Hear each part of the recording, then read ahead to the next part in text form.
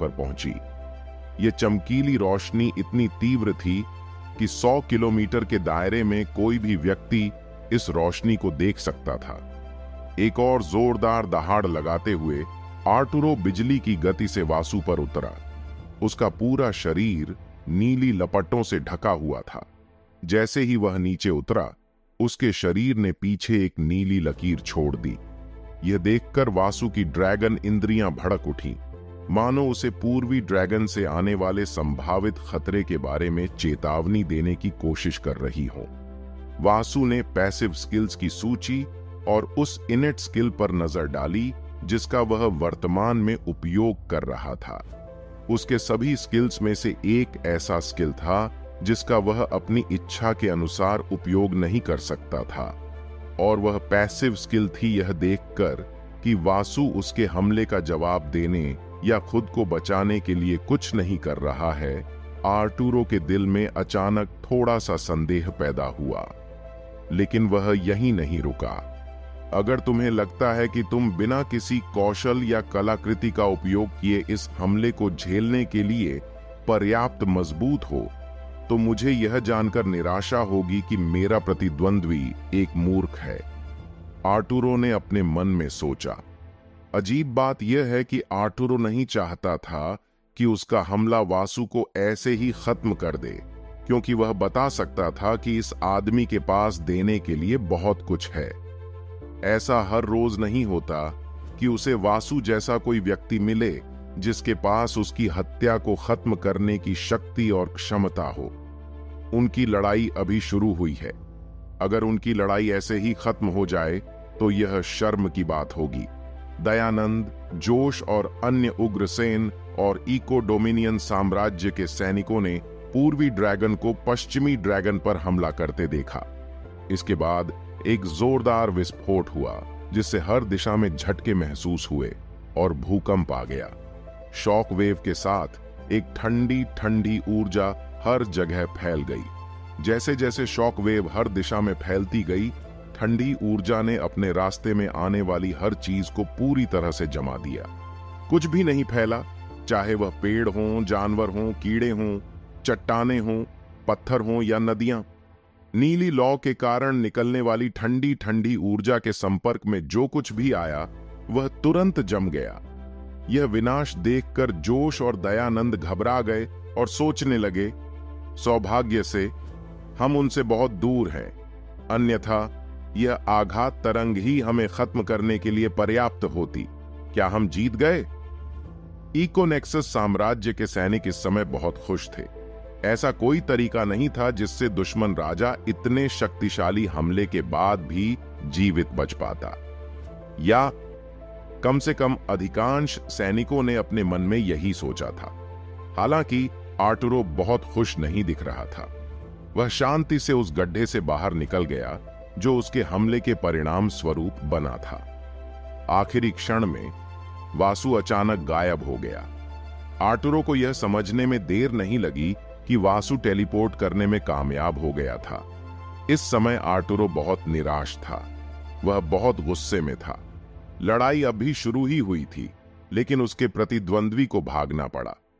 मुझे नहीं पता था कि वासु टेलीपोर्टेशन कौशल का उपयोग कर सकता है। अगर वह इसके बारे में जानता भी था तो भी वह वासु को टेलीपोर्ट करने से रोकने के लिए कुछ नहीं कर सकता था। परिणाम स्वरूप आर्टुरो को हल्की चोट लग गई। यही कारण है कि वह इतना क्रोधित था। जब वासु ने टेलीपोर्ट किया तो वह समय रहते खुद को रोक नहीं सका और पूरी गति से पृथ्वी से टकरा गया। अब मुझे क्या करना चाहिए? इस दौरान चलो भाग चलें, लेकिन कुछ मत बोलो, हमारी जिंदगी ज्यादा महत्वपूर्ण है। बिली और स्टीव की तरह सैनिकों के कुछ अन्य छोटे समूह रात के अंधेरे में बिना किसी की नजर में आए भागने में सफल रहे। इको डोमिनियन साम्राज्य के क्षेत्र में दयानंद, महामहिम कहां हैं?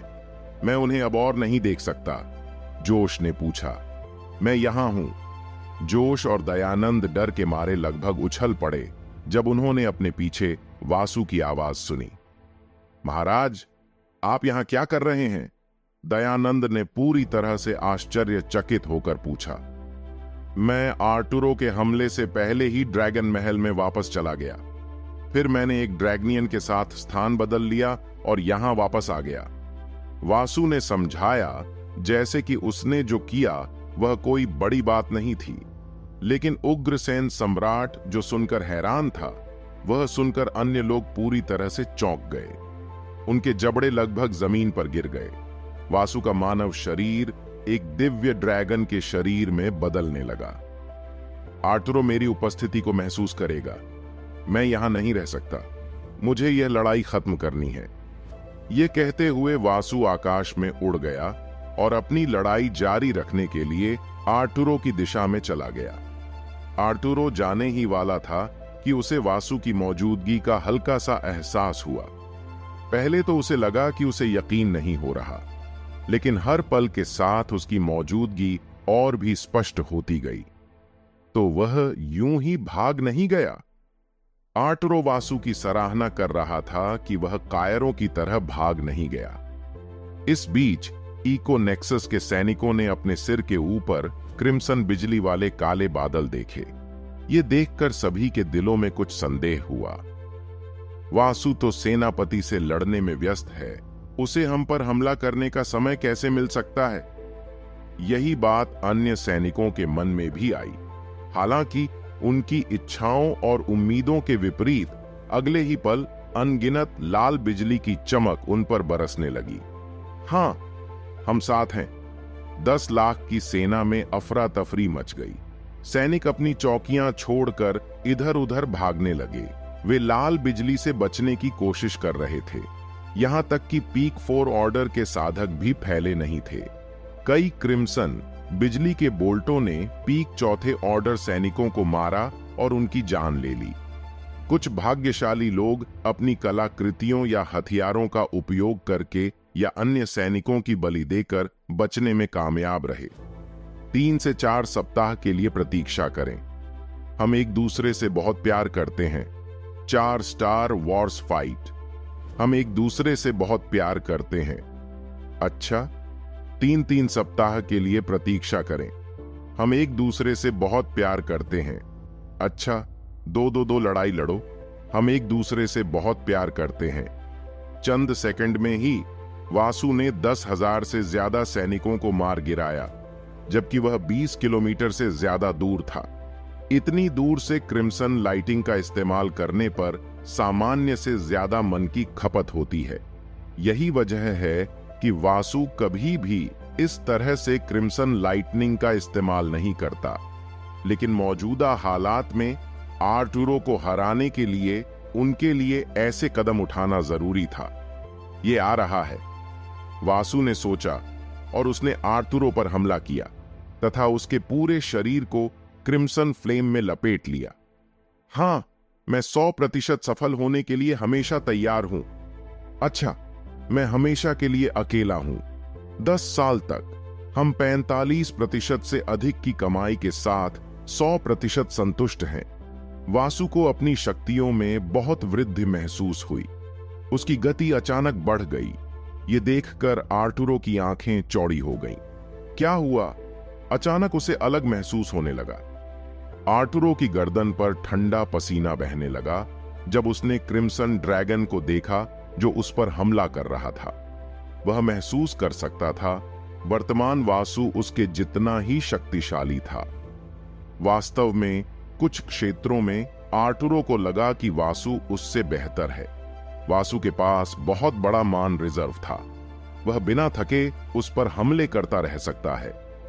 अच्छा नहीं, आर्टुरो को एहसास हुआ कि वासु जिस गति से आगे बढ़ रहा था उसे रोकना लगभग असंभव होगा।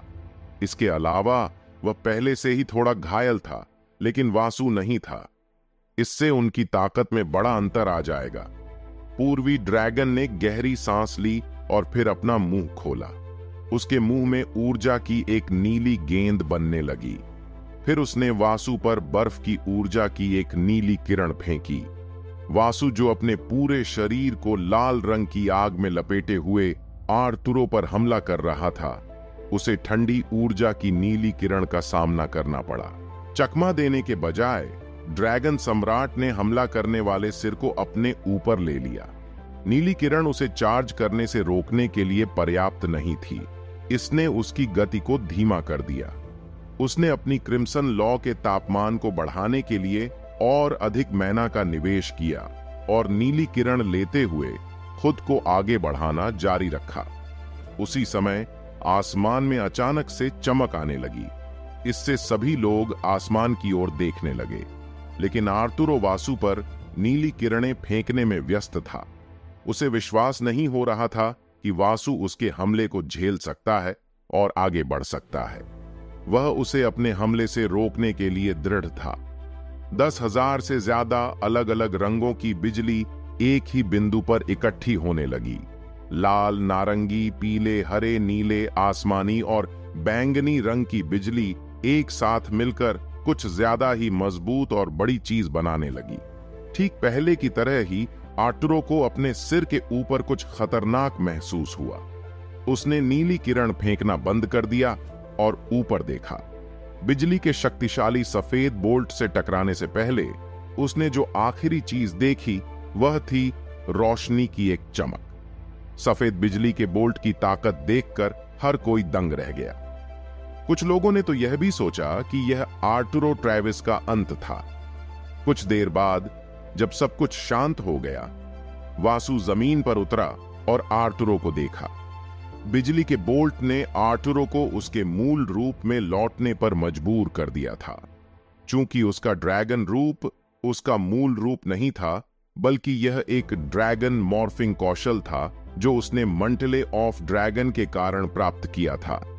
बर्फ, धूल, कंकड़ और मलबे के नीचे आर्टुरो जमीन पर पड़ा था। मैंटल ऑफ ड्रैगन को फाड़ दिया गया था। सफेद बिजली के बोल्ट से आर्टिफैक्ट को बहुत नुकसान पहुंचा था। आर्टुरो का चेहरा पूरी तरह से खून से लथपथ था। उसके कपड़े फटे हुए थे। उसकी छाती की त्वचा पूरी तरह से जलकर काली हो गई थी। उसका खून बहुत ज्यादा बह रहा था। हर सेकंड के साथ उसकी आभा कमजोर होती जा रही थी। मुझे लगता है कि लड़ाई खत्म हो गई है। वासु अपने निष्क्रिय कौशल को निष्क्रिय करने ही वाला था कि उसने एक भयावह और काली आवाज सुनी। कलाकार के रूप में देख सकते हैं? क्या आप मुझे एक कलाकार के रूप में देख सकते हैं? मैं हमेशा दूसरों से आगे रहूंगा। वासु ने उस जगह की ओर देखा जहां पहले आर्टुरो लेटा हुआ था। जमीन पर लेटा आर्टुरो गायब हो गया। वासु को अपने पीछे आर्टुरो की आभा का एहसास हुआ। अच्छा नहीं। वासु जानता था कि वह समय पर प्रतिक्रिया नहीं कर सकता, न ही चकमा दे सकता है और न ही पलटवार कर सकता है। अपनी आंखों के कोने से वह अपने सिर की ओर निशाना साधे एक काले भाले को देख सकता था। वासु जानता था कि उसे केवल 3 सेकंड तक जीवित रहने की आवश्यकता है। सब कुछ उसके लिए बहुत तेजी से हो रहा था।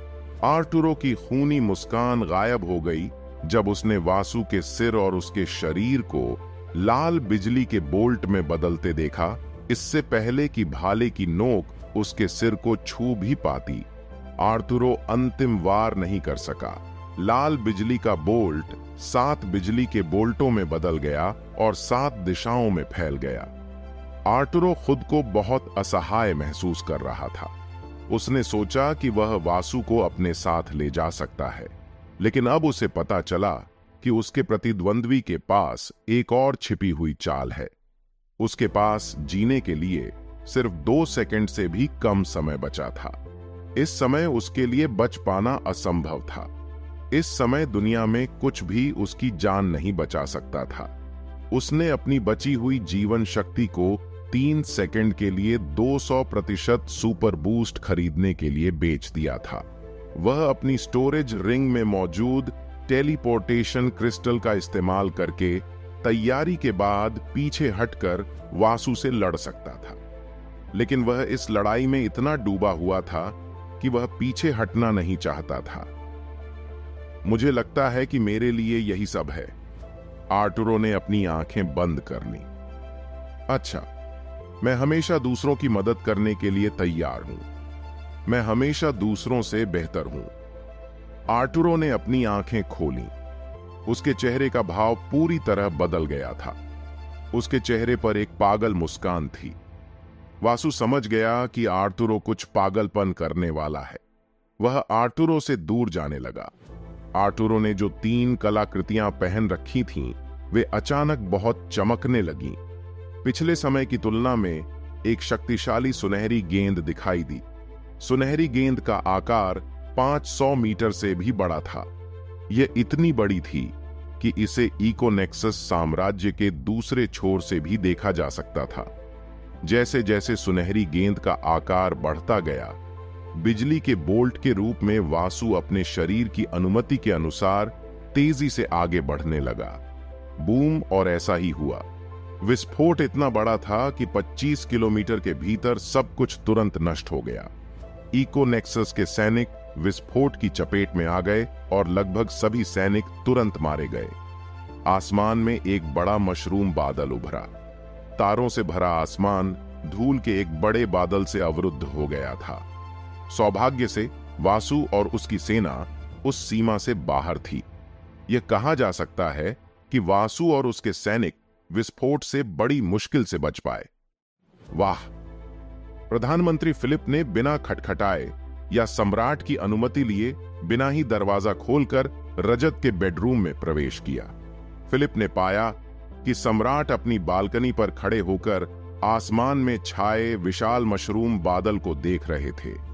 यद्यपि इकोनेक्सस साम्राज्य की राजधानी उसकी पूर्वी सीमा से लगभग 850 किलोमीटर दूर है, फिर भी इतनी लंबी दूरी से भी सम्राट उस विस्फोट को देख पाया जिसने 25 किलोमीटर के क्षेत्र को नष्ट कर दिया था।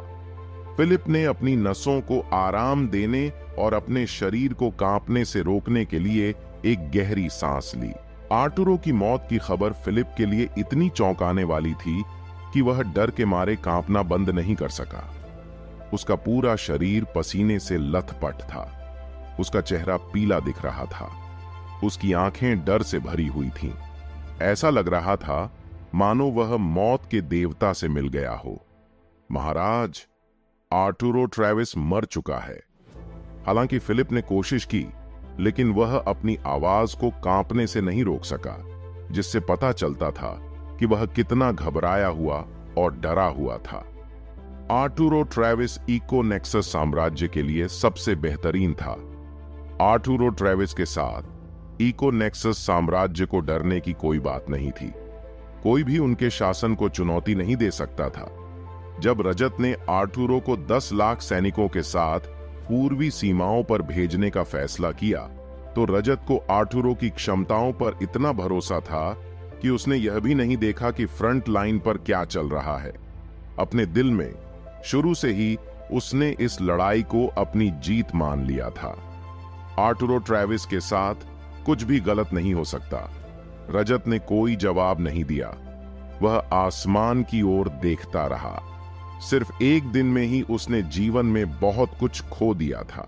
शुरुआत में उसने अपने प्यारे बेटे और अपने भावी उत्तराधिकारी को दुश्मन साम्राज्य के हाथों खो दिया और उसे दुश्मन द्वारा प्रताड़ित होते देखा। ऑनरेकल एलायंस, जिस पर उसे हमेशा गर्व रहा है, उसकी उम्मीदों पर खरा नहीं उतरा और दुश्मन से हार गया। उसके साम्राज्य का सबसे शक्तिशाली साधक अपने 10 लाख सैनिकों के साथ मारा गया। यह दिन इससे ज्यादा बुरा और घटिया नहीं हो सकता था। लगभग 10 मिनट मौन में बीते। उन 10 मिनट की खामोशी में फिलिप ने सम्राट के कुछ कहने का इंतजार किया, लेकिन उसके मुंह से कोई शब्द नहीं निकला। फिलिप ने भी किसी तरह के समाधान के बारे में सोचने या उसके साथ आने की पूरी कोशिश की। अगर दुश्मन सम्राट के पास अपने सबसे मजबूत को हराने की शक्ति थी, तो यह उनके लिए सबसे बुरी बात थी। चाहे वह अपना दिमाग कितना भी दौड़ा ले, चाहे वह समाधान ढूंढने की कितनी भी कोशिश कर ले, उसका दिमाग उनकी समस्या का उत्तर नहीं ढूंढ पाता। इस बिंदु पर इस युद्ध का विजेता पहले ही तय हो चुका है। यदि रजत हठपूर्वक इस युद्ध को जारी रखने का फैसला करता है, तो उग्रसेन साम्राज्य तब तक नहीं रुकेगा जब तक कि इकोनेक्सस साम्राज्य सहित ऑरेकल एलायंस के हर एक सहयोगी सदस्य उनके हाथों में नहीं आ जाते। यदि वे आत्मसमर्पण करते हैं तो दुश्मन कुछ अपमानजनक मुआवजे की मांग करेगा और उनके पास सहमत होने के अलावा कोई विकल्प नहीं होगा। अपने सबसे मजबूत साधक के बिना दुश्मन साम्राज्य की मांग से असहमत होने का मतलब केवल उनका अंत होगा। मैं इसे जिस भी नजरिए से देखूं, इस समय हम स्पष्ट रूप से नुकसानदेह स्थिति में हैं। सेलेस्टियल टेरेन के हस्तक्षेप ने हमारे विकल्पों को सीमित कर दिया है। अगर हम अपने दूसरे सहयोगियों की शक्तियों और ताकतों का इस्तेमाल कर पाते तो शायद हम इस युद्ध के नतीजे को बदल सकते थे। ईमानदारी से कहूं तो फिलिप को उम्मीद थी कि यह युद्ध महीनों या सालों तक चलेगा, लेकिन युद्ध एक ही दिन में खत्म हो गया। यद्यपि अभी तक किसी भी पक्ष ने आत्मसमर्पण नहीं किया है, जिसका अर्थ है कि युद्ध अभी भी जारी है, लेकिन यह स्पष्ट है कि विजेता का फैसला हो चुका है और इसका अर्थ है कि युद्ध शीघ्र ही समाप्त हो जाएगा। महाराज, अब हमें क्या करना चाहिए? फिलिप ने झिझकते हुए पूछा। उसे डर था कि सम्राट अब बहुत क्रोधित हो जाएगा, क्योंकि वह बहुत अहंकारी और गुस्सैल स्वभाव का है। सम्राट को हारना पसंद नहीं है, लेकिन फिलिप की अपेक्षा के विपरीत सम्राट ने शांत और थके हुए स्वर में उत्तर दिया। सांस आह भरकर रजत ने अपनी स्टोरेज रिंग से रेड वाइन की एक बोतल और एक गिलास निकाला। उसने वाइन को अपने गिलास में डाला और बोतल को फर्श पर रख दिया। गिलास खाली करने के बाद रजत ने पलटकर फिलिप की तरफ देखा। अब हम और क्या कर सकते हैं? इस युद्ध को जारी रखने का मतलब होगा हमारा अंत। आशा करते हैं कि हमारा दुश्मन कोई अपमानजनक मांग न करे। यह सुनकर फिलिप ने कड़वाहट से अपना सिर हिलाया। इससे संपूर्ण ध्रुव आइल महाद्वीप पर उनके प्रभुत्व का अंत हो गया तथा एक नई शक्ति का उदय हुआ। लेकिन पहले मेरे शब्द हमारे सभी सहयोगियों तक भेज दीजिए। इस दौरान, महाराज, क्या आप ठीक हैं?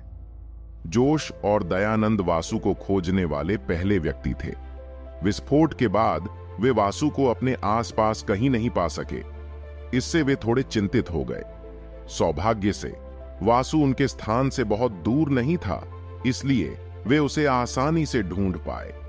जोश और दयानंद ने वासु को एक चट्टान पर बैठे हुए पाया और वह 25 किलोमीटर के विशाल गड्ढे को घूर रहा था।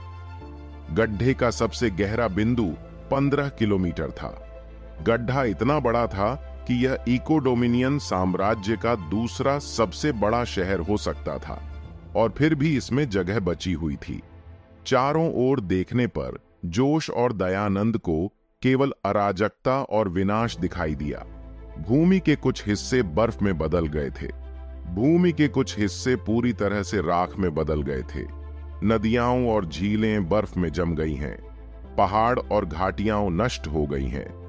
जाहिर है, इस लड़ाई ने कई आवासों को नष्ट कर दिया और भूमि को बहुत नुकसान पहुंचाया। इस भूमि को ठीक होने में बहुत समय लगेगा। शायद यह बड़ा गड्ढा और हमारे हमलों से बने अन्य छोटे गड्ढे बड़ी झीलों में बदल जाएंगे। समय के साथ एक नया पारिस्थितिकी तंत्र निर्मित होगा। प्रकृति इस दुनिया में सब कुछ संतुलित कर सकती है। जोश और दयानंद एक दूसरे की ओर देखने लगे।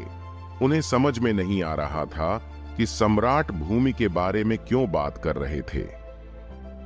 आज सुबह जब युद्ध की घोषणा हुई तो मुझे लगा कि यह हमारे लिए एक लंबा युद्ध होगा, लेकिन यह युद्ध हमारे द्वारा लड़े गए सबसे छोटे युद्धों में से एक निकला। महाराज, आपका मतलब है? हां, कल सुबह तक दूसरा पक्ष आत्मसमर्पण कर देगा, यदि वह इतना समझदार है कि उसे पता है कि उसके लिए क्या अच्छा है। अन्यथा मैं व्यक्तिगत रूप से उन सभी को मार डालूंगा। वासु इतना थक गया था कि उसके पास अपनी आंखें खोलने के लिए भी पर्याप्त ऊर्जा नहीं थी। इस पूरे दिन वह काम करता रहा। वह चारों युद्ध क्षेत्रों में गया। उसने 5वें क्रम के 3 साधकों के खिलाफ लड़ाई लड़ी। एक बार तो वह लगभग मर ही गया था और दूसरी बार उसका प्रतिद्वंद्वी अविश्वसनीय रूप से शक्तिशाली था। एक दिन में बहुत सी चीजें हो गई हैं। ड्रैगन सम्राट थक गया था। दयानंद, जोश के साथ यहीं रहो और स्टैंड बाय मोड पर रहो। हमारे सैनिकों को आराम करने दो। दयानंद ने बिना कोई भावना प्रकट किए अपना सिर हिलाया। इस बीच जोश दयानंद के साथ रहने से खुश नहीं था। आखिरकार यह डार्क एल्फ हमेशा उसके अंदर घुसने का कोई न कोई रास्ता निकाल ही लेता था। मैं ड्रैगन पैलेस वापस जाऊंगा। यह कहते हुए वासु पूरे ध्रुव आयल महाद्वीप को अराजकता में छोड़कर दूर चला गया। चूंकि स्थारिन सम्राट द्वारा आर्टुरो को हराने की खबर पहले ही हर दिशा में फैल चुकी थी, हवा के साथ यह खबर पूरे महाद्वीप में और यहां तक कि महाद्वीप के बाहर भी फैल गई। वासु के जाने के बाद जोश और दयानंद वापस जाने वाले थे, तभी उन्हें लगा कि दो लोग उनकी तरफ आ रहे हैं।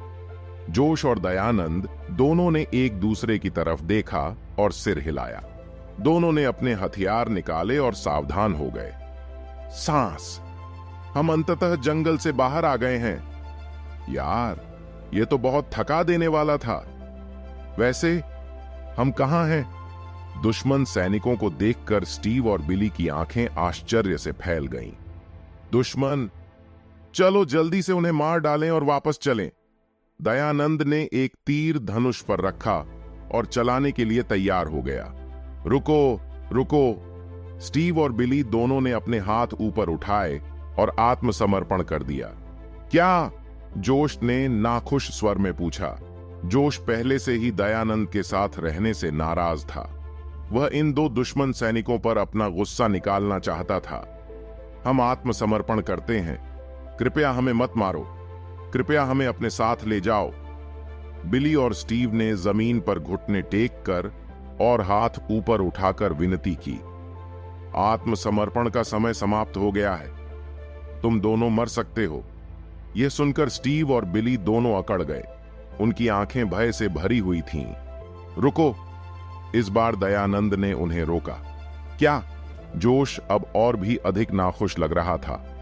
चूंकि उन्होंने आत्मसमर्पण कर दिया है, इसलिए उन्हें वापस शिविर में ले चलते हैं।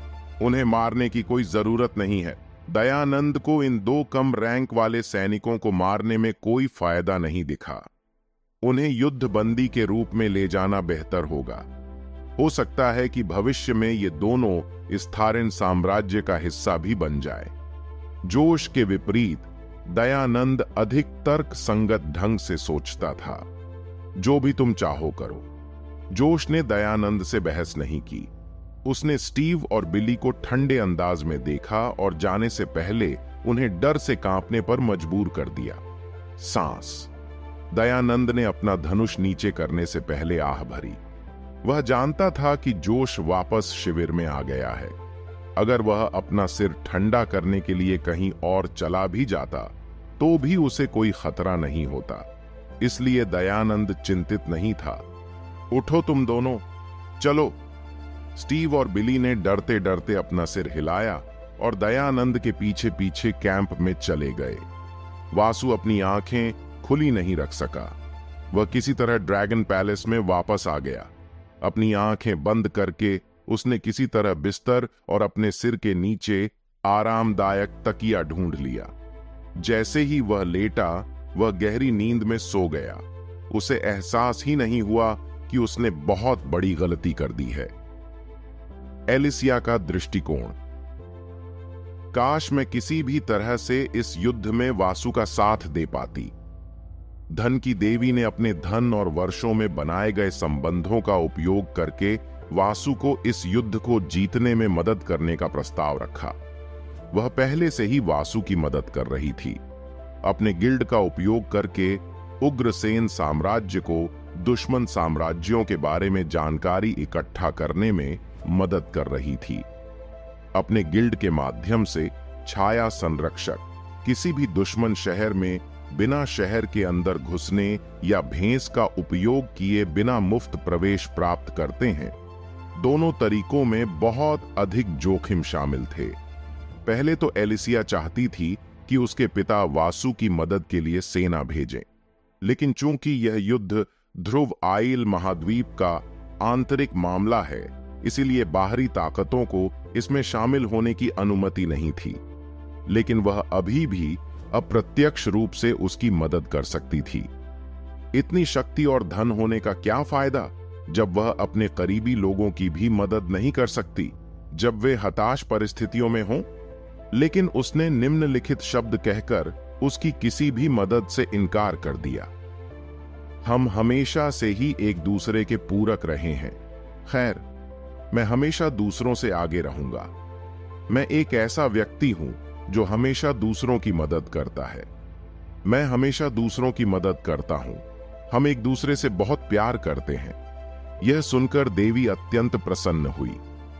उसने इन शब्दों से उसका हृदय पिघला दिया। अंत में वासु ने एलिसिया से कहा कि वे अपने युद्ध के परिणामों को उत्तर पश्चिमी क्षेत्र के हर कोने में फैला दें। सूचना के प्रवाह को नियंत्रित करके उग्रसेन साम्राज्य ऑरेकल अलायंस के सदस्य साम्राज्यों के बीच भय फैलाने में सक्षम होगा। आम वर्ग के लोगों के बीच धीरे धीरे तनाव बढ़ने लगेगा। अगर युद्ध हफ्तों तक चलता तो लोगों की अशांति धीरे धीरे भय और दहशत में बदल जाती। इसका असर सिर्फ आम वर्ग के लोगों पर ही नहीं, बल्कि दूसरे पेशों वाले लोगों पर भी पड़ता। अन्य क्षेत्रों और महाद्वीपों के साथ व्यापार और अन्य गतिविधियां धीमी हो जाती या बंद हो जाती। सूचना के प्रवाह को नियंत्रित करने से उग्रसेन साम्राज्य को एक हद तक जनमत को नियंत्रित करने की क्षमता भी मिल जाती। युद्ध के दौरान और उसके बाद ऑरेकल अलायंस की संयुक्त अर्थव्यवस्था को विनाशकारी प्रभावों का सामना करना पड़ा होगा। नकारात्मक अनपेक्षित परिणाम या तो युद्ध के साथ साथ होते हैं या उसके बाद अवशिष्ट प्रभावों के रूप में विकसित होते हैं, जिससे लंबी अवधि में अर्थव्यवस्था में बाधा उत्पन्न होती है। ऑरेकल अलायंस की रोजमर्रा की गतिविधियां बाधित हो जाती और संपत्ति को नुकसान पहुंच सकता था। जब लोग बेतरतीब ढंग से जगह से भटक जाते हैं तो वे काम करना या अपना व्यवसाय चालू रखना जारी नहीं रख पाते, जिससे शामिल देशों की अर्थव्यवस्था को नुकसान पहुंचता है। हाल ही में मेरी मां मुझे घर वापस आने के लिए परेशान कर रही है। मैं इससे थक गया हूं। एलिसिया, क्या तुम मेरी मां को व्यस्त रखने के लिए कुछ कर सकती हो? कुर्सी पर बैठी देवी अपनी मां के बारे में बात करते हुए बहुत परेशान दिख रही थी। जब से रिया यहां रहने आई है, उसकी मां लगातार उसे वापस लाने की कोशिश कर रही है, लेकिन रिया इतनी जल्दी वापस नहीं जाना चाहती थी। उसे यहां रहते हुए अभी कुछ ही महीने हुए हैं। मुख्य महाद्वीप छोड़ने के बाद से रिया कभी भी दिव्य भूभाग से बाहर नहीं गई। देवी वहीं पली बढ़ी थी। हालांकि वह बाहर जाकर अन्य महाद्वीपों की खोज करना चाहती थी, लेकिन उसकी अति सुरक्षात्मक मां ने हमेशा उसे जाने से रोका। बड़े होते हुए रिया ने कभी अपने पिता को नहीं देखा। उसके पास सिर्फ उसकी मां थी और उसकी मां के पास सिर्फ रिया थी। दोनों ने भावनात्मक रूप से एक दूसरे का साथ दिया। दोनों मां और बेटी की जोड़ी बहुत करीब है। मां और बेटी की जोड़ी के बीच कोई रहस्य नहीं था। अब जब देवी यहां आ गई हैं, तो उनकी मां को बहुत अकेलापन महसूस हो रहा होगा। रिया की बातें सुनकर एलिसिया ने अपनी भौहें उठाईं और रिया को खामोश नजर से देखा। रिया ने इस पूरे मामले को लेकर थोड़ी नाराजगी और बेचैनी महसूस की। हर दिन वह मुझे कई पत्र भेजती है। पहले तो मैंने उसके पत्रों को नजरअंदाज करने की कोशिश की, लेकिन अब ऐसा करना असंभव होता जा रहा था, क्योंकि वह हर दिन कई पत्र भेजती रहती थी। दूसरी तरफ अवनी काम कर रही थी। उसने लारा को लिटाया और फिर वह उसकी मैना नसों की सावधानी पूर्वक जांच करने लगी कि कहीं उसके शरीर में कोई समस्या तो नहीं है। इस दुनिया में प्रत्येक व्यक्ति और जादू के जादूगर के शरीर में मन की नसें होती हैं। यह मन की नसें ही थीं जो मन को पूरे शरीर में प्रसारित करने की अनुमति देती थीं और सभी प्राणियों को वातावरण से शुद्ध मन को खींचने और उसे विकसित करने की अनुमति देती थीं। मन शिराएं मन हृदय से जुड़ी हुई थीं, जो भंडारण और मुख्य अंग है, जो साधक को वातावरण से शुद्ध मन खींचने की अनुमति देता है। लारा एलिसिया और रिया के बीच की बातचीत को देख रही थी। जितना ज्यादा समय वह अपनी भावी बहनों के साथ बिताती, उतना ही वह उनके साथ सहज महसूस करती। हर बहन का एक अलग चरित्र और व्यक्तित्व था। मुझे ऐसा क्यों लग रहा है कि तुम अपनी मां से भागने की कोशिश कर रही हो? क्या तुम हमसे कुछ छिपा रही हो? यह सुनकर अवनी भी रुक गई और रिया की तरफ देखने लगी।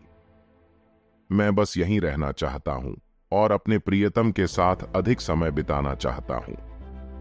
इथरियल साम्राज्य की राजकुमारी ने एक नीले लिफाफे में बंद एक पत्र निकालते हुए दुष्टता से मुस्कुराया। क्या आप जानते हैं कि यह क्या है? क्या? देवी ने मासूमियत से पूछा। यह एक निमंत्रण पत्र है। रिया अभी भी यह समझने में विफल रही कि एलिसिया क्या इशारा कर रही थी, लेकिन लारा और अवनी पहले ही समझ चुकी थीं। यह जानकर दोनों लड़कियों के चेहरे पर मुस्कान थी। आप किसे आमंत्रित करने की योजना बना रहे हैं? रिया ने उत्सुकता से पूछा। आप जानते हैं कि मुझे आपकी गरीब मां के लिए बुरा लग रहा है, जो अपनी बेटी को देखने के अलावा कुछ नहीं चाहती। इसलिए मैंने महारानी को स्टारिन साम्राज्य में आमंत्रित किया है। मुझे यकीन है कि वह यहां आकर और अपनी बेटी को देखकर बहुत खुश होंगी। यह सुनकर रिया भड़क गई। अगर तुमने यह पत्र मेरी मां को भेजने की हिम्मत की, तो मैं वासु को तुम्हारा छोटा सा रहस्य बता दूंगी। यह सुनकर एलिसिया का चेहरा पीला पड़ गया। इससे अवनी और लारा बहुत उत्सुक हो गईं। तुम किस रहस्य की बात कर रही हो? इसे हमारे साथ साझा करो। अवनी ने एक नरम मुस्कान के साथ पूछा। एलिसिया शायद इस कमरे में सबसे होशियार है। किसी भी बहस या किसी भी तर्क में उसके खिलाफ जीतना बेहद मुश्किल है। और भी मुश्किल था, यह रहस्य वह हथियार हो सकता है जिसका उपयोग अवनी कर सकती है, यदि वह खुद को एलिसिया के खिलाफ हारता हुआ पाती है। नहीं, मत करो। एलिसिया रिया को रोकना चाहती थी, लेकिन वह ऐसा नहीं कर सकी। आखिरकार रिया इस कमरे में सबसे मजबूत थी। इथरियल राजकुमारी बल के माध्यम से प्रकृति देवी को नहीं रोक सकती। इतनी मासूम और गुणी दिखने के बावजूद हमारी बहन एलिसिया गुप्त रूप से एक विकृत व्यक्ति है। क्या? अवनी और लारा के हैरान चेहरे देखकर एलिसिया का पूरा चेहरा शर्म से लाल हो गया। उसने अपना चेहरा अपनी हथेलियों के बीच छिपा लिया। एलिसिया को इस तरह देखकर रिया बहुत खुश हुई। एक खूबसूरत मुस्कान के साथ उसने आगे कहा, जब भी वह अपने कमरे में अकेली होती है तो हमेशा हस्तमैथुन करती रहती है। मुझे उसके बेडरूम में कई गंदे उपन्यास भी मिले हैं। अवनी और लारा के लिए यह रहस्योद्घाटन बहुत चौंकाने वाला था। उनमें से किसी ने भी यह अनुमान नहीं लगाया होगा कि एलिसिया गुप्त रूप से एक विकृत व्यक्ति है। आखिरकार इथरियल एम्पायर की राजकुमारी मूल रूप से परिपूर्ण थी। वह सुंदर, बुद्धिमान और धनी है। वह लगभग किसी भी स्थिति में खुद को संभाल सकती है। किसी ने भी उसे कभी भी अविचलित नहीं देखा है। वह हमेशा स्थिति को अपने नियंत्रण में रखती है। जब वह काम कर रही होती है तो वह बहुत पेशेवर होती है। उसके चारों ओर हमेशा कुलीनता और शान का आभास होता था। कोई भी अपने सबसे अजीब सपने में भी नहीं सोच सकता कि एलिसिया एक विकृत व्यक्ति है। कृपया रुकें। एक छोटी सी आवाज बाकी तीनों के कानों तक पहुंची। एलिसिया बहुत शर्मिंदा और लज्जित थी। उसे अपने बेडरूम का दरवाजा खुला छोड़ने के अपने फैसले पर पछतावा हो रहा था। यहां तक कि उसकी निजी नौकरानी को भी इस बारे में पता नहीं था। उस दिन काम के लंबे दिन के बाद एलिसिया लेट गई और उसने अपने पसंदीदा कामुक उपन्यास पढ़ने का फैसला किया। कामुक उपन्यास पढ़ना उसका शौक है। यह उसका सबसे बड़ा रहस्य था। उसने कभी किसी को भी इसके बारे में नहीं बताया। यहां तक कि उसकी सबसे अच्छी दोस्त को भी इस बारे में पता नहीं था।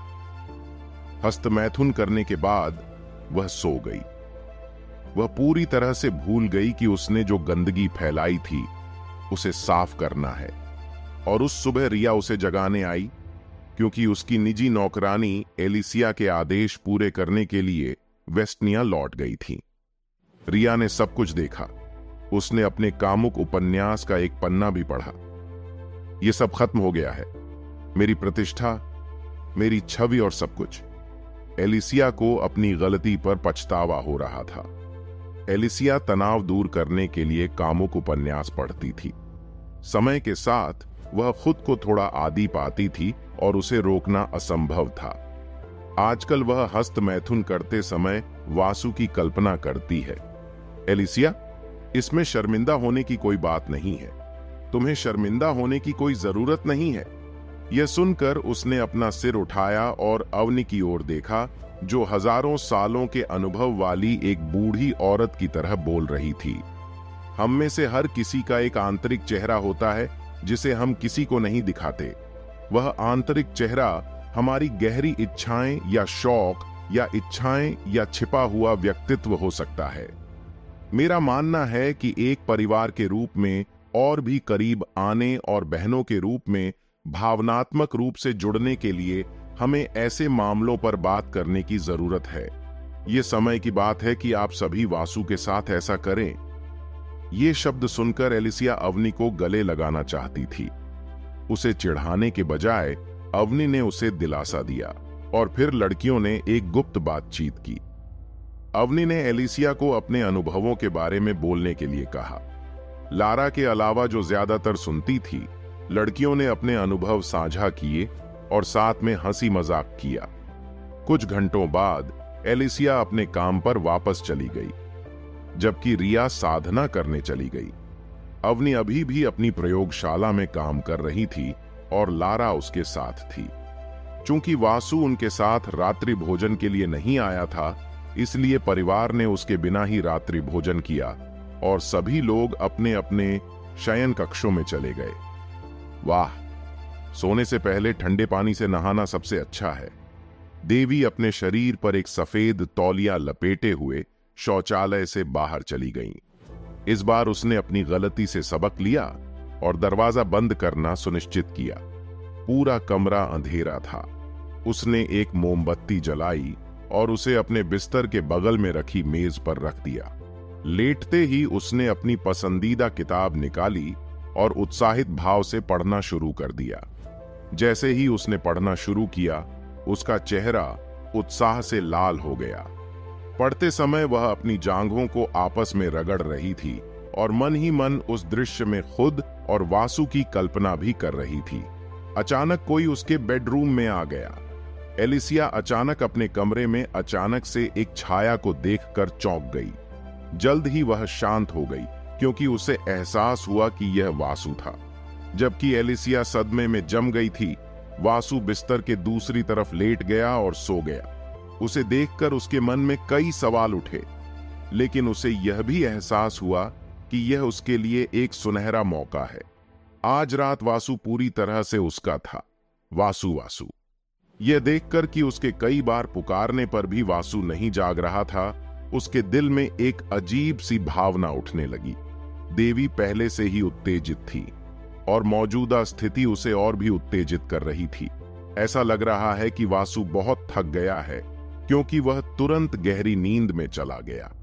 वह उसके साथ जो चाहे कर सकती है। वह अपनी गुप्त इच्छाओं को पूरा कर सकती है। मैं गलत हूं, मैं गलत नहीं हूं, मैं गलत नहीं हूं। हालांकि वह जानती थी कि यह गलत है, फिर भी वह कुछ नहीं कर सकती थी। आखिरकार उसने वासु के साथ जितनी बार कल्पना की थी, वह सब खो चुकी थी। उसका हाथ धीरे धीरे उसके बाएं गाल तक पहुंच गया।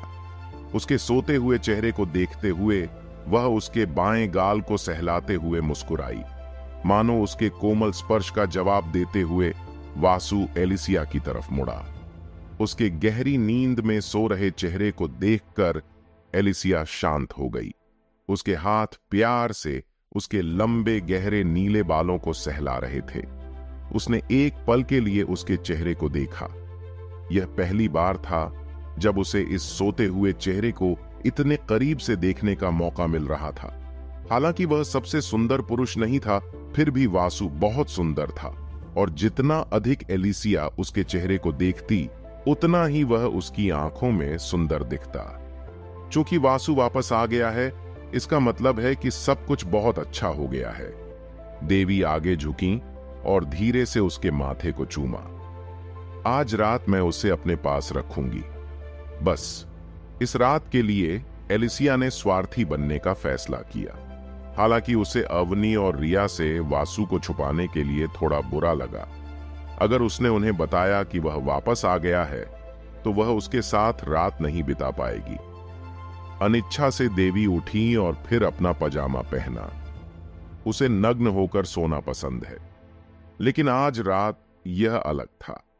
वह अपने मंगेतर के साथ सोने जा रही थी। चूंकि यह पहली बार था जब वे एक साथ सो रहे थे, वह अभी भी शर्मीली और शर्मिंदा थी। उसने कपड़े बदलने के बाद वासु के जूते उतार दिए। मोमबत्ती बुझाकर वह वासु के बगल में लेट गई। उसने खुद को और वासु को एक बड़े और आरामदायक कंबल से ढक लिया। कुछ मिनट बाद वासु ने नींद में ही अपना दाहिना हाथ उसकी मुलायम कमर पर रखा और उसे अपने करीब खींच लिया। एक पल के लिए एलिसिया का चेहरा लाल हो गया। उसे वाकई उसके गले लगना अच्छा लगा। शुभ रात्रि। अगली सुबह के करीब 7 बजे थे। जैसे ही सूरज की रोशनी एलिसिया के कमरे में फैली, वासु धीरे धीरे जाग उठा। आंखें खोलते ही वह उलझन में पड़ गया, क्योंकि यह कमरा उसके बेडरूम से बहुत अलग लग रहा था। उसने कुछ सेकंड के लिए अपनी आंखें रगड़ीं, फिर उसे एहसास हुआ कि वह एलिसिया के बेडरूम में था। कल रात मैं बहुत थक गया था, इसलिए मैं गलत कमरे में चला गया। ड्रैगन पैलेस के मालिक के रूप में वासु के पास ड्रैगन पैलेस के भीतर कहीं भी टेलीपोर्ट करने की शक्ति थी। इसका मतलब था कि वह किसी के भी बेडरूम में टेलीपोर्ट कर सकता था, लेकिन उसने ऐसा कभी नहीं किया और सभी की निजता का सम्मान किया। कल जो कुछ हुआ, उसके बाद ऑरेकल अलायंस के पास आत्मसमर्पण करने के अलावा कोई विकल्प नहीं होना चाहिए। अगर वे ऐसा नहीं करते हैं तो यह युद्ध लंबे समय तक चलेगा। वासु चाहता था कि यह युद्ध खत्म हो जाए। ऐसा नहीं था कि उसे डर था या कुछ और। यह युद्ध जितना लंबा चलेगा, उसके साम्राज्य के उतने ही अधिक सैनिक मारे जाएंगे। मेरे पास बहुत कम समय है। 8 दिनों में मुझे डीप सी पैलेस जाना होगा और लॉरा को अगली महारानी बनने में मदद करनी होगी। मुझे अपने नए जीते गए इलाकों पर भी ध्यान देना होगा। हालांकि मैंने हर द्वीप के लिए रईसों को नियुक्त किया है, फिर भी मुझे बहुत कुछ करना है। उत्तरी फ्रॉस्ट ड्रैगन साम्राज्य में भी संघर्ष चल रहा है। अगर इस मामले को अनदेखा किया गया तो उस साम्राज्य में एक बड़ा गृह युद्ध शुरू हो जाएगा। छत को घूरते हुए वासु ने मन ही मन सोचा। इतने कम समय में उग्रसेन साम्राज्य दक्षिणी क्षेत्र और पश्चिमी क्षेत्र तक फैल गया था, और अब जब यह युद्ध समाप्त हो जाएगा तो साम्राज्य उत्तर पश्चिमी क्षेत्र तक भी फैल जाएगा, और इसके साथ ही उग्रसेन साम्राज्य के पास महाद्वीप के हर 4 क्षेत्रों में क्षेत्र होंगे। सब कुछ बाद में किया जा सकता है, लेकिन अभी मुझे अपनी पत्नी पर थोड़ा ध्यान देना है। उसने अपनी पत्नी के प्यारे मासूम चेहरे को देखा। उसका चेहरा उसके चेहरे के पास था। उसके बड़े स्तन उसकी छाती से दब रहे थे। इस एंगल से वासु अंदर देख पा रहा था। उसकी गहरी क्लीवेज उसकी आंखों के सामने थी। एलिसिया एक पारंपरिक परिवार से थी। वह हमेशा शालीन कपड़े पहनती थी। वह हमेशा किमोनो पहनती थी और अपना चेहरा घूंघट से ढकती थी। इसलिए उसे इस तरह देखकर वासु उत्तेजित हो जाता था, और अवनी के साथ सोते हुए भी उसे सोने से पहले घंटों उसके साथ ऐसा करने की आदत हो गई थी। अपनी जांघों के अंदर कुछ सख्त महसूस करते हुए एलिसिया थोड़ी असहज महसूस करते हुए जाग गई। जब उसने अपनी आंखें खोलीं तो उसने पाया कि वह उसे घूर रहा था। शुभ प्रभात, गुड मॉर्निंग, उसने अपनी आंखें मलते हुए जवाब दिया। आज रात उसे बहुत अच्छी नींद आई। किसी कारण से वह बहुत सहज और ऊर्जावान महसूस कर रही थी। अपनी जांघों के अंदर कुछ महसूस करते हुए देवी ने नीचे देखा। लंबी सख्त छड़ी को देखते ही उसका चेहरा तुरंत लाल हो गया। तब उसे एहसास हुआ कि उसने अपनी मंगेतर के साथ रात बिताई है। तुमने इस राक्षस को जगा दिया है, अब इसे शांत करना तुम्हारा कर्तव्य है। वासु ने उसके कान में कर्कश स्वर में फुसफुसाया।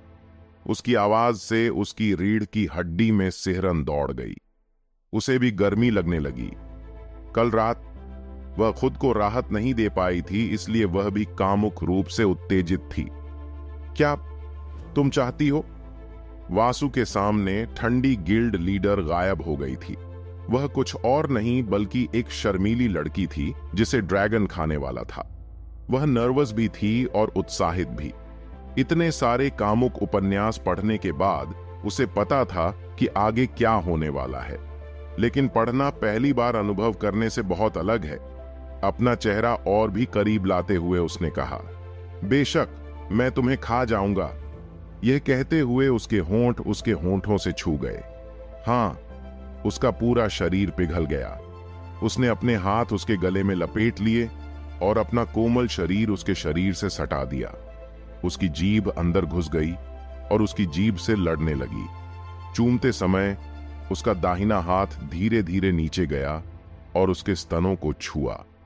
अपने स्तनों को छुए जाने का एहसास होने पर उसका शरीर 1 सेकंड के लिए कांप उठा।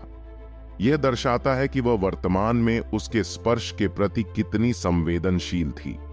अगले ही पल एलिसिया ने खुद को वासु के नीचे दबा हुआ पाया। उसे चूमते हुए उसने कुछ देर तक उसके दोनों हाथों से अपने स्तनों से खेला।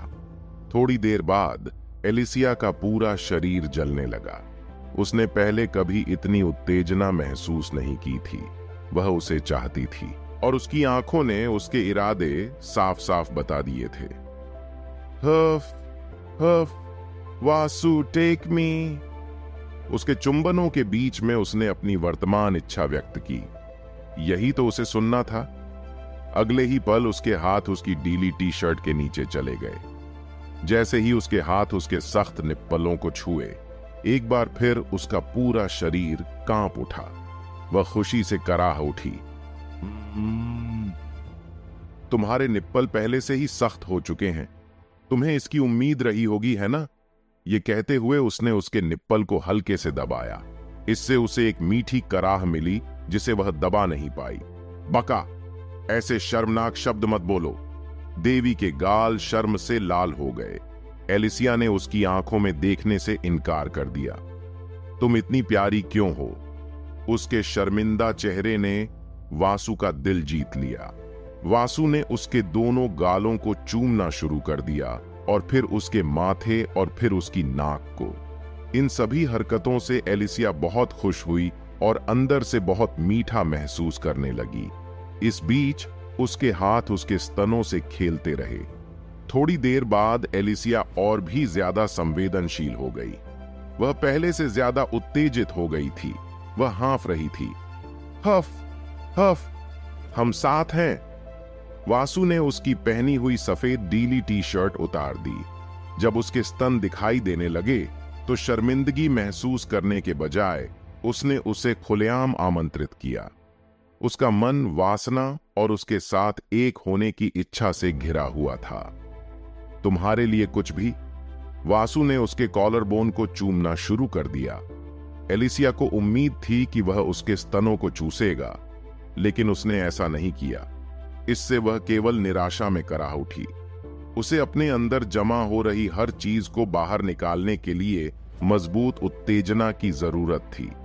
जैसे जैसे मिनट बीतते गए, एलिसिया और भी ज्यादा निराश होती गई। उसे असहज महसूस हो रहा था। उसका निचला शरीर उसके पवित्र रस में भीग गया था। फिर भी उसने उसे वहां नहीं छुआ। उसने उसके निप्पलों से खेलना भी बंद कर दिया। इसके बजाय उसकी उंगलियां उसके स्तनों के चारों ओर घूम रही थीं। अब और बर्दाश्त न कर पाने की वजह से एलिसिया ने विनती करना शुरू कर दिया। वासु, मेरे स्तनों को छुओ। मैं अब और बर्दाश्त नहीं कर सकती। हालांकि उसकी उम्मीदों के विपरीत उसने कभी भी उसके स्तनों पर ध्यान नहीं दिया। इससे वह और भी निराश हो गई। वासु को पता चल गया कि वह चरम पर पहुंच चुकी थी। बस थोड़ा सा धक्का देने पर वह आ जाती।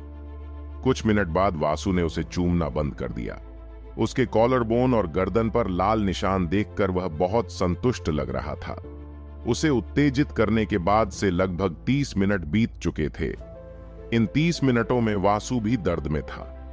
उसका निचला हिस्सा उसकी पैंट से बाहर निकलकर आजाद होना चाहता था, लेकिन उसने खुद पर काबू रखा। वासु! उसकी आवाज में निराशा साफ झलक रही थी। उसकी आंखें उससे विनती कर रही थीं कि वह उसे संभोग सुख दे। वासु ने कोई जवाब नहीं दिया।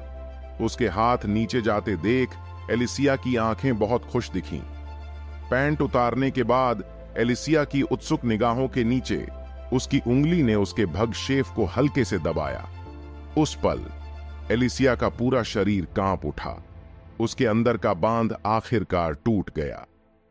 ने अपना कूल्हा ऊपर उठाया और वासु पर अपना सारा वीर्य छिड़क दिया। यह देखकर वासु बहुत संतुष्ट हुआ। उसने अपने होंठ चाटे, क्योंकि मुख्य कार्यक्रम बस शुरू होने ही वाला था। हफ हफ। धुंधली आंखों और लाल चेहरे के साथ एलिसिया ने प्यार से वासु को देखा। मैं तुम्हें चाहती हूं। एलिसिया इस पल का लंबे समय से इंतजार कर रही थी। वासु ने मुस्कुराते हुए अपना सिर हिलाया। उसकी लालची निगाहों के सामने उसने अपने कपड़े उतारने शुरू कर दिए। जैसे ही उसने अपना अंडरवियर उतारा, उसकी नजर खड़े विशालकाय डंडा पर पड़ी। एक पल के लिए उसे आश्चर्य हुआ कि क्या यह उसके अंदर समा पाएगा। यह उसका पहला मौका था जब उसने असली जीवन में किसी पुरुष डंडा को देखा था। मानो वह उसकी चिंताओं को समझ गया हो। उसने धीरे से मुस्कुराते हुए उसे सांत्वना दी। इस बारे में चिंता मत करो, बस प्रक्रिया पर भरोसा रखो और सब कुछ मुझ पर छोड़ दो। वासु अपना डंडा अंदर डालने ही वाला था कि किसी ने दरवाजा खटखटाया। Knock knock. दस्तक सुनकर वासु और एलिसिया दोनों के माथे पर बल पड़ गए। दोनों में से कोई भी इस स्थिति से खुश नहीं दिख रहा था। माय लेडी, मैं हूं। नाश्ते के लिए उठने का समय हो गया है। मैंने भी बहुत अच्छी निवेश संबंधी खबरें खरीदी हैं। यह एलिसिया की निजी नौकरानी थी। हर सुबह उसकी नौकरानी उसे जगाने आती थी और आज भी ऐसा ही था। वासु इस बात से बिल्कुल भी खुश नहीं था, लेकिन वह इस बारे में कुछ भी नहीं कर सकता था।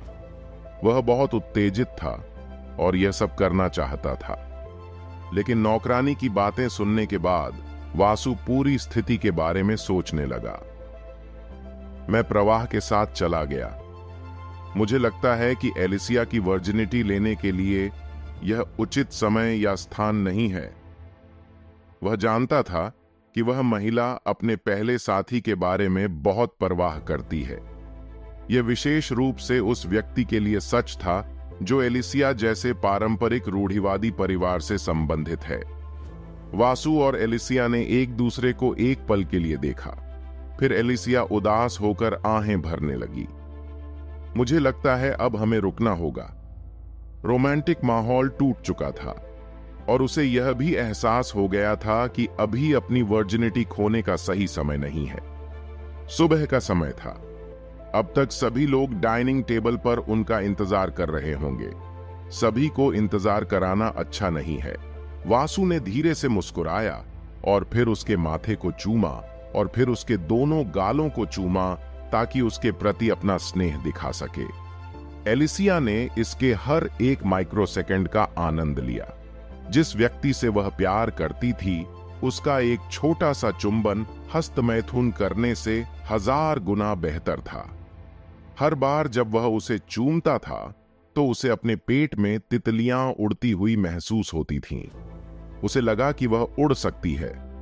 उसे लगा कि उसकी दुनिया रोशन हो गई है। हम 20 मिनट में दूसरों से मिल लेंगे। एलिसिया के बेडरूम से सम्राट की आवाज सुनकर नौकरानी की आंखें चौंक कर चौड़ी हो गईं। तब उसे एहसास हुआ कि उसने अभी अभी क्या गलती की है। उसे लगा कि ऐसी गलती के लिए उसे अपने माथे पर थप्पड़ मारना चाहिए। लेकिन उसे कैसे पता था कि वासु उसकी मालकिन के बेडरूम में था? मैं लेडी एलिसिया के लिए बाद में माफी मांगूंगी, नौकरानी ने मन ही मन सोचा। ऐसा लगता है कि लेडी एलिसिया आखिरकार अगले चरण पर पहुंच गई है। नौकरानी यह देखकर बहुत खुश हुई। अपनी लेडी के भविष्य के बारे में सोचते हुए वह मुख्य हॉल में लौट आई। इस बीच एलिसिया के बेडरूम के अंदर एलिसिया बहुत शर्मिंदा दिख रही थी और वासु पर थोड़ा गुस्सा भी थी। तुम्हें अपना मुंह बंद रखना चाहिए था, देवी ने मुंह बनाया। यह देख वासु हंस पड़ा। मुझे मत बताओ कि तुम शर्मिंदा हो कि तुम्हारी नौकरानी ने मुझे तुम्हारे साथ सोते हुए देख लिया। उसने अपनी तर्जनी से उसके गालों को दबाते हुए जवाब दिया। अनुमान लगाया। वह कुछ समय तक इस बात को गुप्त रखना चाहती थी, और यह तथ्य कि जब वह ऐसा करने वाले थे तो उनकी नौकरानी ने अनजाने में उन्हें बीच में रोक दिया, जिससे यह उसके लिए और भी शर्मनाक हो गया। देवी ने बस नाक सिकोड़ी और फिर दूसरी ओर देखने लगी। यह देखकर वासु केवल हंसा और उसके गालों पर हाथ फेरता रहा। तुम्हें इस बारे में शर्मिंदा क्यों होना चाहिए? तुम मेरी पत्नी हो और मैं तुम्हारा पति हूं। ऐसा नहीं है कि हम कोई गैर कानूनी काम कर रहे हैं। एलिसिया ने कोई जवाब नहीं दिया। एक बहुत ही रूढ़िवादी और पारंपरिक व्यक्ति के रूप में इस तरह की छोटी सी बात भी उसे शर्मिंदा कर देती थी। वाह! वासु ने धीरे से उसके गालों पर चुटकी काटी। देवी ने गुस्से से उसे घूरा। रुको! क्यों? वासु ने मासूमियत से पूछा। इससे पहले कि वह जवाब दे पाती, उसके होंठों ने उसका मुंह बंद कर दिया। देवी ने अपने हाथों को उसकी गर्दन के चारों ओर लपेटकर जवाब दिया। उसके हाथ उसके लंबे बालों और उसकी पीठ पर फिर रहे थे, जबकि उसकी जीभ से लड़ रही थी। कुछ मिनटों के बाद दोनों के मुंह अलग हो गए। चलो, हम नहा लेते हैं, एलिसिया ने सिर हिलाया। अगले ही पल उसने खुद को उसकी बाहों में पाया। वासु उसे बाथरूम में ले गया। जाते समय उसने एक सफेद तौलिया भी ले लिया। जैसे ही उसने उसे नीचे उतारा, वह तुरंत उसे बाथरूम से बाहर धकेलने लगी। तुम क्या कर रहे हो? वासु ने मासूमियत से पूछा। यह बहुत जल्दी है, मैं अभी इसके लिए तैयार नहीं हूं, देवी ने लाल चेहरे के साथ उत्तर दिया और वासु को बाथरूम से बाहर निकाल दिया। जब वह बाहर निकल गया तो उसने दरवाजा बंद कर दिया। वाह! और फिर उसे अंदर से बंद कर दिया। वासु ने खुद को अंदर जाने के लिए मजबूर नहीं किया। ठीक है, मैं अपने कमरे में वापस जा रहा हूं, देर मत करना। उसने अपने बेडरूम में बाथरूम का इस्तेमाल करने का फैसला किया। 20 मिनट बाद मुख्य हॉल में सीधे टेलीपोर्ट होने के बजाय वासु अपने बेडरूम से बाहर चला गया। रास्ते में उसे कई नौकरानियां और नौकर मिले जो सफाई या कोई और काम कर रहे थे। उसने उन लोगों का अभिवादन किया जो पिछले 7 या 8 महीनों से यहां काम कर रहे थे। मुख्य हॉल में प्रवेश करते ही वासु ने अपने निजी बटलर बुजुर्ग धामा को देखा। यदि आप एक और गलती करते हैं तो आप अपना सामान पैक कर सकते हैं और जा सकते हैं। सर, कृपया मुझे माफ कर दीजिए, मैं फिर कभी ऐसी गलती नहीं करूंगा। बुजुर्ग धामा एक नए नौकर से बात कर रहा था जो एक पुराने फूलों के जार को साफ करते समय टूट गया था। इस गंदगी को साफ करो और अपना काम जारी रखो। वासु को देखकर बुजुर्ग धामा ने जल्दी से नौकर को विदा किया और फिर अपने मालिक के पास गया। वासु को देखकर बुजुर्ग धामा को वाकई हैरानी हुई।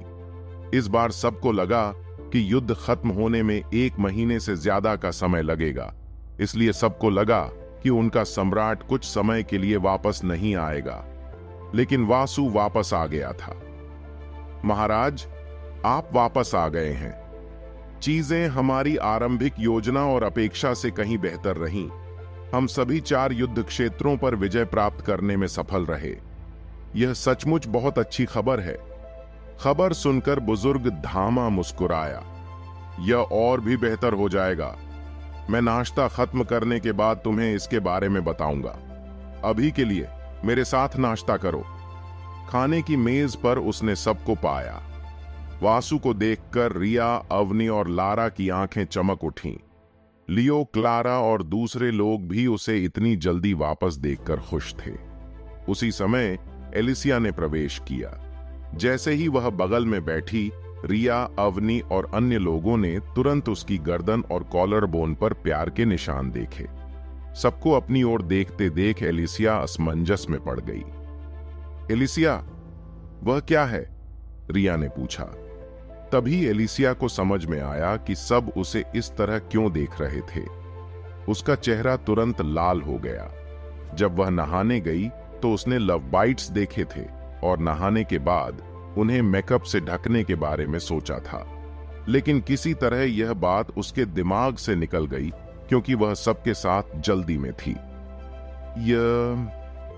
देवी का दिमाग कोई बहाना ढूंढने के लिए बहुत तेजी से काम करने लगा। मुझे मच्छर ने काट लिया था। घबराहट में उसने जो भी मन में आया कह दिया, लेकिन जैसे ही ये शब्द उसके मुंह से निकले, उसे एहसास हुआ कि उसने बहुत बड़ी गलती कर दी है। लड़कियों ने पहले एलिसिया को देखा और फिर वासु को देखा, जो बिना किसी परेशानी के चुपचाप नाश्ता कर रहा था। एक मूर्ख भी समझ सकता है कि एलिसिया की गर्दन और कॉलर बोन पर लव बाइट्स के लिए कौन जिम्मेदार था। यह कोई बड़ा मच्छर रहा होगा। एलिसिया ने शर्म से अपना सिर नीचे कर लिया। रिया को थोड़ी जलन महसूस हुई। जब उसने वासु की तरफ देखा तो उसने शरारत से अपनी दाहिनी आंख झपकाई। अब कोई भी सवाल नहीं पूछता था। छोटी क्लारा भी कुछ बातों का अनुमान लगा सकती थी, लेकिन यह जानते हुए कि सवाल पूछने से कुछ अच्छा नहीं होगा, उसने अपना मुंह बंद रखा। एलिसिया ने अपना चेहरा सीधा रखने और खाने की पूरी कोशिश की, लेकिन बुरी तरह विफल रही। अवनी और रिया की लगातार चिढ़ाने वाली निगाहों ने उसे और भी शर्मिंदा कर दिया। लारा को इससे कोई फर्क नहीं पड़ा। आखिरकार एलिसिया अपने पति की पत्नियों में से एक थी और उसे उसके साथ समय बिताने का पूरा अधिकार था। अगर कुछ भी हो तो वह अपनी होने वाली बहन के लिए खुश थी। खांसी। बुजुर्ग धामा, जब मैं बाहर था तो क्या कुछ हुआ था? वासु ने विषय बदल दिया और माहौल को हल्का करने के लिए बुजुर्ग धामा से बातचीत शुरू कर दी। एलिसिया यह बात समझ गई और वासु की आभारी थी। जैसे ही युद्ध की घोषणा हुई, शेष 4 पश्चिमी साम्राज्यों ने आपस में लड़ना बंद कर दिया। यह सुनकर वासु हैरान हो गया, लेकिन किसी और वजह से। मुझे उम्मीद नहीं थी कि वे मूर्ख इतने मूर्ख होंगे। वह यह कैसे नहीं समझ पाया कि 4 पश्चिमी साम्राज्य इकोनेक्सस साम्राज्य का उपयोग करके इस तारिन साम्राज्य को पश्चिमी क्षेत्र से बाहर निकालने और उन 3 साम्राज्यों के क्षेत्रों को वापस पाने की कोशिश कर रहे हैं, जिन पर वासु ने अभी 2 दिन पहले ही विजय प्राप्त की थी। कभी कभी सत्ता का लालच लोगों को सचमुच अंधा और गूंगा बना सकता है। आज के लिए बस इतना ही दोस्तों। हमें उम्मीद है कि आपको यह एपिसोड पसंद आया होगा। अपने विचारों को कमेंट करके जरूर बताएं। अगर आपको एपिसोड अच्छा लगा हो तो इसे लाइक करें और अपने दोस्तों के साथ शेयर करना न भूलें। धन्यवाद।